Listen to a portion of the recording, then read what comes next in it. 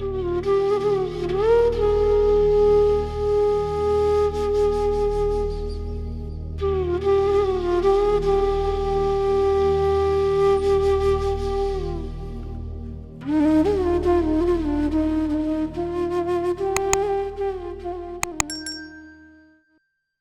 गुरु जी।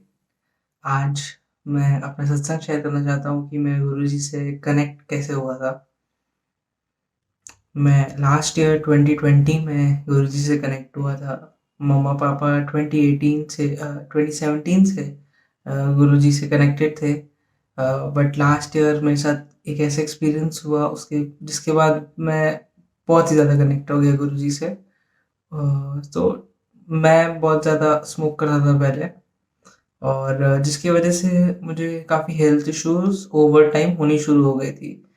मैं 2015 से स्मोक करता था, जिसकी वजह से मेरी कंजेशन होने लगी थी लंग्स के अंदर ओवर टाइम। और लास्ट ईयर के बिगनिंग से ही मुझे लग रहा था कि कोई ना कोई इशू है चेस्ट में। अ, तब भी स्मोकिंग छूटी तो नहीं, कम करने की कोशिश करता था बट छूटी कभी नहीं। और इस वजह से मुझे बहुत अनईज़ी लगता था। बीच-बीच में कभी-कभी हेवी ब्रीदिंग होती थी। और मतलब घर में बैठे-बैठे ऐसे नहीं कि वॉक कर रहे हैं, कुछ कभी-कभी बीच में होती थी। तो मुझे लगा था कि मैं चेकअप करा लेता हूँ, पर डर ये भी लगता था कि घर में पता नहीं था एज़ सच। तो मुझे लगता था कि अगर मैं चेकअप कराऊँगा और डॉक्टर ने बोला कि स्मोकिंग की वजह से है, तो कैसा हो जाएगा, घर में अजीब-सा हो जाएगा। तो मैं किसी को बताता नहीं था कि मुझे ये इश्यूज़ हो रही है। फिर अराउंड जुलाई, यस, गुरुजी के बर्थडे के कुछ टाइम पहले 3 जुलाई को मैं एक फ्रेंड के घर गया था रात को पार्टी करने। और वहाँ पर काफ़ी स्मोक वोक कर लिया था मैंने। रात को अराउंड 3 बजे मैं घर आ रहा था।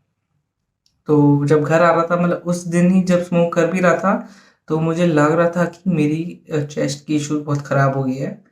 और मैं सोच रहा था कि today is the last day, अब कल से तो नहीं करूँगा। वैसे तो मैं हमेशा ही जब मुझे ज़्यादा होता था मैं यही सोचता था, बट आगे जाके मैं करता ही था। और गुरुजी की कृपा से, मतलब मैं थैंक करता हूँ कि वो जो एक्सपीरियंस हुआ जिसकी वज़ह से मैं गुरुजी से जुड़ा। तो मैं उस दिन घर जा रहा था, तो मुझे बहुत हेवी ब्रीदिंग हो रही थी और मैं साँस भी नहीं ले पा रहा था ढंग से। मैं घर जब आया तो मुझे बहुत ही ज़्यादा हेवी ब्रेथ्स आने लगी, मतलब मैं साँस लेने की कोशिश कर रहा हूँ पर हो नहीं पा रहा है। और मैं डिनर भी नहीं किया था तब तक। तो मैं घर आया, मैं सोचा कि डिनर करके सो जाऊँगा, पर जब घर आया तो ये सब हो रहा था मेरे साथ। अब मम्मी-पापा तो सो रहे थे रूम में। मैं घर में इधर से उधर घूम रहा हूँ कि क्या करूँ, साँस नहीं आ रही, मुझे साँस नहीं आ रही। अब मैं सोच रहा हूँ कि क्या हॉस्पिटल जाऊँ, बट समझ नहीं आता कि हॉस्पिटल जाने लायक भी है या ऐसे ही हो रहा है। मतलब कुछ दिमाग नहीं काम करता उस टाइम एकदम भी। इतनी ज़्यादा हेवी हो गई 10-15 मिनट बाद कि मुझे बहुत टेंशन हो गई, एंग्ज़ायटी होने लगी। और इतनी ज़्यादा हेवी ब्रीथिंग हो गई कि मैं पूरी बॉडी स्वेट होने लगी। अ, पूरी टी-शर्ट गीली हो गई, पैंट मेरी, मतलब शॉर्ट्स पहना हुआ था, शॉर्ट्स गीली हो गई मेरी। मैं पानी पी रहा था कि पानी पीऊँगा तो मेबी थोड़ा-सा साँस आएगी या कुछ, आई डोंट नो। मैं खाने की कोशिश कर रहा था, कुछ नहीं होता। मैं शावर में चला गया जल्दी से कि शावर लेता हूँ, मेबी बॉडी थोड़ी रिलैक्स हो जाएगी या I don't know. But shower लेके आया, मतलब सिचुएशन खराब होते जा रही थी। 20-25 मिनट हो गए थे और मैं घर में इधर से उधर घूम रहा था। और मैं सोच ही रहा था मम्मा को जाओ, पता नहीं, बट उस टाइम अचानक से ऐसा लगा कि बस खत्म होने वाला है टाइम। मेरी हालत इतनी खराब हो गई कि मतलब मुझे फ्लैशेस ऑलमोस्ट आने शुरू हो गए थे। मुझे समझ में आ गया कि ये, मतलब कि टाइम खत्म हो रहा है अब, मेरा अब शायद टाइम खत्म है। तो अ, बहुत ज़्यादा हालत खराब हो गई थी। तो मैं इधर ही जहाँ पे अभी बैठा हूँ, यहीं पर मैं आया। और गुरुजी को उस टाइम मानता नहीं था। स्वरूप घर में लगा हुआ था, मम्मा लोग मानते थे बट मैं मानता नहीं था। मैं आया गुरुजी के पास और सुना था मम्मा बोलती थी कि गुरुजी बात करते हैं, सुनते हैं, आपको आंसर करते हैं, आप उनको बोलो तो वो प्रूव भी कराएँगे कि अ, वो है। तो मैं बस गया बैठा, और लिटरली होता है ना कि आप बेग करते हो किसी को, आपके पास कोई ऑप्शन नहीं है लाइफ में, बस लास्ट ऑप्शन होता है कोई। तो बस मुझे यही लगा ये लास्ट ऑप्शन है गुरुजी। मैं आया बेग करने लगा लिटरली, गुरुजी अगर आप हो, जैसे मम्मा बोलती है या जैसे लोग बोलते हैं, आप हो, अगर you exist, you are there, please I beg you that if you will forgive me and मतलब give me my life back, I for beg you to give me my life back। मुझे please मतलब कि इतनी heavy breathing होता है ना कि इंसान बस मतलब कुछ भी करता है कि लाइफ आ जाए वापस। तो मतलब मैं बस गुरुजी को बोला था कि प्रूव करो मुझे कि अगर आप हो तो मुझे लाइफ वापस दो। मतलब मैं जैसे तैसे कि मैं बैक कर रहा हूँ, मैं चैलेंज कर रहा हूँ, कुछ भी कर रहा हूँ गुरुजी को कि मान जाए गुरुजी। और मतलब उस टाइम वो होता है कि आप ऑब्वियसली वो सर्वाइवल इंस्टिंक्ट होता है, आप कुछ भी करते हो कि जब आप देख रहे हो कि life is slipping out of your hands. तो मतलब मैं इधर बैठा था और इतनी देर से जो इशू हो रही थी, 45 सेकेंड्स 1 मिनट हुए होंगे मुझे बैठे बैठे, अचानक से मुझे पता नहीं क्या हुआ कि एकदम नॉर्मल, मतलब ऐसा भी नहीं कि थोड़ा कम हुआ, डायरेक्ट नॉर्मल हो गया मैं एकदम। मतलब जैसे कि कुछ हुआ ही ना हो, कुछ हुआ ही ना हो, आधे घंटे पहले कुछ इंसिडेंट ही नहीं हुआ, मतलब कुछ हुआ ही ना हो मेरे साथ पास्ट में। जो मेरी ब्रीदिंग इश्यूज है कुछ है ही नहीं, मतलब एकदम क्लियर सा, जैसे कि मतलब होता है ना कि नॉर्मल, जैसे कि जो ब्रीदिंग होती है इंसान की जिसको कोई इश्यूज नहीं हो। और मतलब मैं समझ गया गुरुजी की पावर, गुरुजी मतलब मैं सब समझ गया, 1 सेकेंड में मुझे समझ में आ गया गुरुजी ने मुझे लाइफ दी है। और लख लख शुक्राना गुरुजी का for giving me this opportunity to share this satsang today. मतलब उन्होंने लाइफ ही दे दी है, इससे बड़ी चीज क्या इंसान कोई किसी को दे सकता है मतलब। और ये सिर्फ एक इंस्टेंस नहीं है कि गुरुजी ने मुझे लाइफ दी, और एक इंस्टेंस है मेरे साथ जो मुझे बहुत बाद में रियलाइज हुआ। 2020 में तो मैं गुरुजी से जुड़ा था, फिर जब ये इंसिडेंट हुआ उसके बाद मैं गुरुजी से जुड़ा तो मैं सत्संग वगैरह भी करता था। तो मुझे एक सत्संग में ये रियलाइज हुआ कि कैसे गुरुजी ने 2017 में भी मुझे बचाया था। 2017 में मेरा एक बहुत मेजर एक्सीडेंट हुआ था। मैं कॉलेज सेकेंड ईयर में था, और वहाँ पर कोलकाता में रह रहा था उस टाइम। वहाँ पर दुर्गा पूजा जो होती है, तो उस टाइम मैं फ्रेंड्स के साथ बाइक में घूम रहा था। और एक कट के सामने, मतलब बाइक 80 की स्पीड में थी, और एक कट के सामने मैं पीछे बैठा था फ्रेंड के, वो बाइक चला रहा था। एक गाड़ी अचानक से आई स्पीड में, और हम भी स्पीड में थे। और just to avoid that car मेरे फ्रेंड ने राइट ले ली, थोड़ी सी बाइक राइट साइड रोड के, थोड़ा सा कंस्ट्रक्शन सा हो रहा था, रोड ठीक हो रही थी। तो उस time pile of stones, heap of stones type के थे पड़े हुए थे, तो उस पे ना बाइक चढ़ गई पूरी, स्पीड में भी थी तो एक उछल सी गई बाइक। और मैं हेलमेट नहीं पहना हुआ था, पीछे बैठा हुआ था मैं। और ये काफ़ी रात की बात है, रात के 12:30-1 बज रहे थे। और मेरा फ्रेंड तो पकड़ा हुआ था बाइक को, मैं बाइक को पकड़ा भी नहीं हुआ था। तो इतनी इंस्टेंट में ये हुआ कि मुझे समझ में ही नहीं आया मैं बाइक को पकड़ूं क्या करूं। मैं जब वो हुआ तो मैं हवा में जब था लिटरली, तब मुझे समझ में आया कि अच्छा मैं एक एक्सीडेंट में हूँ अभी। समझ में ही नहीं आया, इतनी स्पीड में सब कुछ हुआ जो।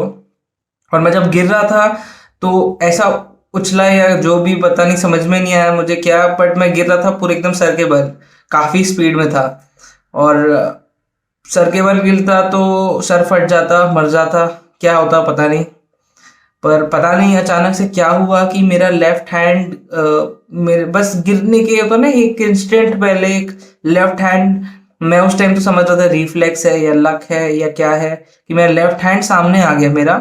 और सर के बल गिरते गिरते नहीं, मैं हाथ के ऊपर, मतलब हाथ एक कुशन बन गया सर के लिए, और हाथ के ऊपर गिरा पूरा बॉडी का वेट सर के साथ। और उसके बाद जाके मैं बम्प खा के फिर 2-3 बार रोल भी हुआ, पर मेन जो इम्पैक्ट था वो हाथ लेफ्ट हैंड पे पड़ा। और जब मैं गिरा था तो मुझे लगा कि सर फटा तो नहीं है, कुछ नहीं, मैं सर को टच कर रहा था तो बस एक छोटा सा फूल गया था सर। एक होता है कि थोड़ा सा बम्प सा आ गया था, बाकी सर पे कुछ नहीं हुआ। तो मैं एकदम शॉक सा हो गया, बट मैं जब खड़ा हुआ तो मेरा लेफ्ट हैंड टूट चुका था उस टाइम। मैं हॉस्पिटल गया था और उस टाइम ऑपरेशन वगैरह के लिए मतलब एक्सरे किया तो उन्होंने बताया कि टूटा हुआ है हाथ, आपको ऑपरेशन कराना पड़ेगा। बाद में डॉक्टर ने ये बताया कि पापा मुझे बोल रहे थे कि हेलमेट नहीं पहना, तू हेलमेट क्यों नहीं पहना, हेलमेट पहनने से बच जाता। बट डॉक्टर ने ये बताया कि मतलब यूजुअली तो ऑब्वियसली हेलमेट पहनना सेफ्टी के लिए बेस्ट होता है, बट मेरी सिचुएशन में अगर मैं हेलमेट पहनता और मैं हाथ के बल गिर रहा था, तो हाथ के बल गिरा तो अगर मैं हेलमेट भी रहता ना, तो इतने फोर्स से मैं गिरा कि मेरा हाथ की जो बोन टूटी थी वो क्रश हो जाती, बोन ही नहीं रहती हाथ में भी, लेफ्ट हाथ ही नहीं रहता मेरा।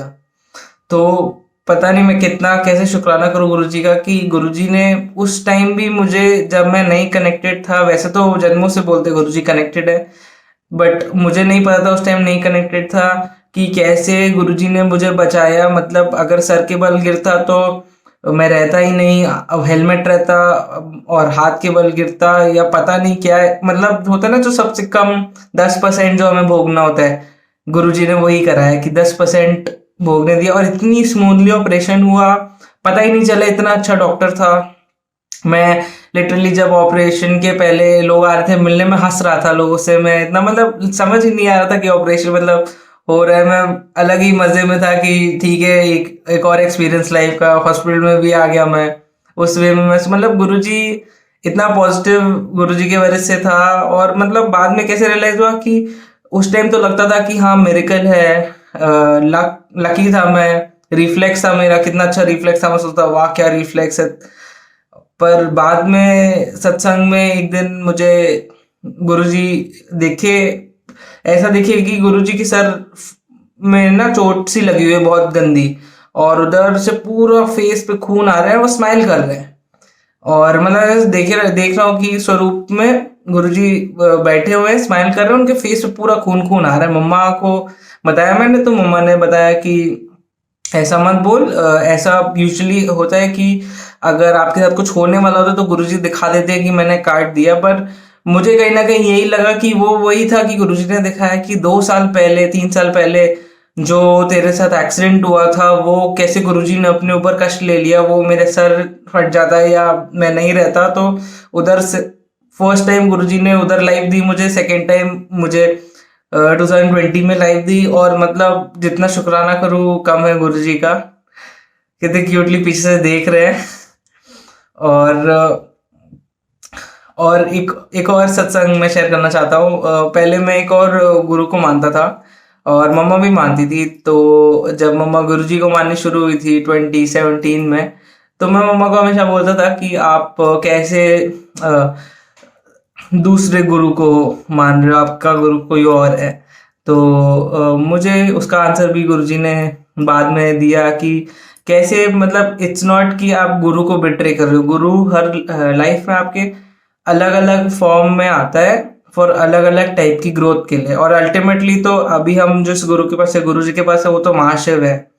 तो हम मतलब फाइनल डेस्टिनेशन ऑफ और गुरु के पास पहुंच गए, जो जो इधर पहुंच गए हैं। और पहले मे भी कोई और गुरु आए होंगे हमें कोई टाइप की क्लेंजिंग के लिए, ग्रोथ के लिए, पर ऐसा नहीं सोचना चाहिए हमें कि हम गुरु को बिट्रे कर रहे हैं, क्योंकि वो गुरु को कुछ सिखाना था, किसी गुरु को कुछ सिखाना था। फिर इससे एक और बात याद आती है कि गुरुजी ये भी बोलते थे कि एक ही को मानो, सबको हाथ जोड़ो, पर एक ही को मानना चाहिए। तो ये लास्ट शिवरात्रि की बात है। मम्मा और मैं बैठे थे, सोचे थे कि हम रात को जागेंगे शिवरात्रि के दिन और थोड़ा सत्संग करेंगे, या जो भी जागेंगे हम थोड़ा बहुत भजन सुनेंगे। बट उस दिन वाइब्रेशन हाई रहती है तो जागेंगे, बैठेंगे, बैठना चाहिए उसके उस दिन, ताकि आप रिसीव कर सको वाइब्रेशन, यूनिवर्स की काफी वाइब्रेशन हाई रहती है। तो उस दिन बैठे थे तो हम सत्संग किए, गुरुजी का सब किए। उसके बाद रात के 1-1:30 बज गए थे। फिर हम पुराने मैं गुरुजी को, एक और बाबा जी को मानता था, तो उनकी मेडिटेशन होती थी कुछ कुछ। तो मैं सोचा मम्मा को कि बोलूं कि वो भी करते हैं, वो मैं मिस करता हूँ, काफी टाइम पहले करते थे वो, तो वो भी करता है, शिवरात्रि का दिन है, अच्छा दिन है। तो मम्मा बोली नहीं, गुरुजी का ही करते हैं, गुरुजी है तो अब दूसरा किसी का क्या करना। तो मैं बोला हाँ वो तो ठीक है, मैं वैसे ही मतलब आधा 1 घंटा वो चला देते, फिर गुरुजी का फिर लगा देंगे। और ऐसे गुरुजी आंसर देते हैं। उस दिन हमने मंदिर में एक बड़ी कैंडल जलाई थी जिसके अराउंड एक ग्लास था। तो जैसे ही वो मैंने दूसरी स्टार्ट की ना वो मेडिटेशन, वो स्टार्ट होते मैं बताऊं कि मतलब ना कि 5-6 सेकेंड्स हुए होंगे स्टार्ट किए हुए, और अचानक से पट करके आवाज आई। हम लोग गए मंदिर में, मतलब मंदिर हमारे सोफे के सामने है, तो हम सोफे पे बैठते हैं, और उसके सामने की मंदिर थोड़ा, वहाँ पे बैठने की जगह कम है थोड़ी। तो हम फिर मंदिर में आए और देखे कि वो ग्लास फट गया था। मतलब वो एक मेरे लिए मैसेज था कि अ, एक ही वो, जो मुझे ये बात याद आ गई कि बोलते हैं गुरुजी कि एक ही को मानना चाहिए हमें। हमें दो बोट्स में पैर नहीं रखने चाहिए, क्योंकि एक ही बोट में पैर रखेंगे तो एक ही डेस्टिनेशन में जाएंगे, नहीं तो हम कहीं नहीं जाएंगे अगर हम रास्ता बदलते रहेंगे। तो वो एक और गुरुजी बहुत क्यूट वेज में आंसर देते रहते हैं अपने। और ये तो इतने सारे डेली सत्संग है कि मैं अगर शेयर करने जाऊँ तो बहुत टाइम हो जाएगा। एक छोटा सा सत्संग रिसेंटली मेरे साथ हुआ था। मैं एक ट्रिप में जाने वाला था बाहर, और उसके एक दिन पहले सब सामान मिल गया मुझे, बट मेरा वॉलेट नहीं मिल रहा था मुझे। मुझे पूरा दिन मैंने घर ढूंढ लिया, हर चीज़ ढूंढ ली, और वॉलेट में आधार कार्ड भी था जो इम्पोर्टेंट था मेरे लिए जाने ट्रैवल करने के लिए।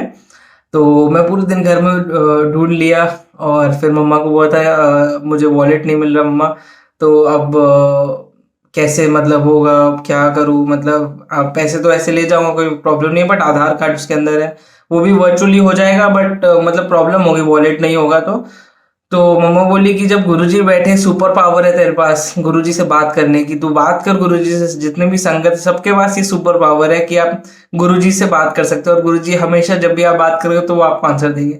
तो मैं भी कमले की तरह पूरे दिन घूम रहा था, ढूंढ रहा था, गुरुजी से नहीं पूछा था, बट शाम हो गई थी। मैं रूम में बैठा बस आंख बंद किया और गुरुजी से बात करा था कि प्लीज गुरुजी वॉलेट कहाँ है बताओ आप।